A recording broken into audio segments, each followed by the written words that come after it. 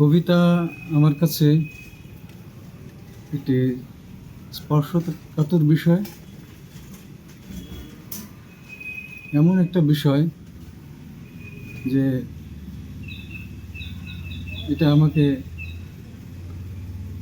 যেমন আচ্ছন্ন করে, তেমনি জীবনের সাথে সম্পর্কিত করে, জীবনকে বিভিন্ন অ্যাঙ্গেল থেকে আমাকে দেখতে সাহায্য করে, বুঝতে সাহায্য করে এবং সর্বোপরি জীবনযাপনের তাৎপর্য উপভোগ করতে আমাকে প্রতি মুহূর্তে আমাকে উদ্দীপিত করে। এই প্রসঙ্গে আমাকে একটু পেছনে যেতে হবে যে আমি জীবনের প্রথম ভাগে ছাত্র জীবনে আমি ছাত্র রাজনীতির সাথে জড়িত ছিলাম এবং একটি আদর্শভিত্তিক সমাজ পরিবর্তনের জন্য নিজেকে উৎসর্গ করার অভিপ্রায়ে নিজেকে কাছে অঙ্গীকারবদ্ধ ছিলাম।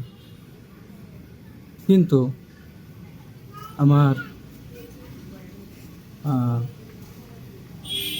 ইতিহাসের একটা বাঁকে এসে, মানে ইতিহাস তো জীবনের এক একটা সময়ে এসে ইতিহাস নতুন বাঁক নেয়, তাই না? এবং সেখানে আমাদেরকে এই যে নিজের যে জীবনযাপন করতে হয়, সেখানে আমি নিজেকে যে আমি যে অঙ্গীকারবদ্ধ ছিলাম, তার জন্য আমার তো আসলে আমি তো একজন মানুষ, ব্যক্তি মানুষ, আমার নিজের পরিবার আছে, তারপরে দায়িত্ব আছে। তার জন্য আমার যতটুকু বেসিক ভিত্তি দরকার ছিল সেটা সেই সময় ছিল না। আর সামনে সেরকম 90-এর গণ অভ্যুত্থানের পরে আমার সামনে সেরকম দায়িত্ব আমি পাইনি আর, যার জন্য আমাকে কবিতার পথ বেছে নিতে হয়েছে। মাঠের রাজনীতি ছেড়ে আমাকে কবিতার আশ্রয় নিতে হয়েছে।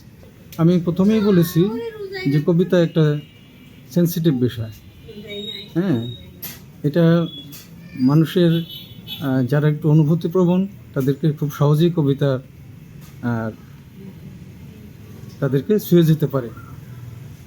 যেহেতু কবিতা যারা লেখেন তারা খুব শব্দ নিয়েই তো তাদের খেলা, তাই না? তো সেই সব শব্দসমূহের যোগফল একজন পাঠকের জীবনেও কিন্তু প্রতিফলন ঘটায়। কবি যে দর্শন নিয়ে কাজ করেন, সেটা পাঠকের চিন্তার কেউ কিন্তু ছুঁয়ে যায়, তাকে ভাবতে প্ররোচিত করে, এবং তার জীবনযাপনেও তাকে কিন্তু সামনে এগিয়ে যাওয়ার পথ দেখাতে পারে।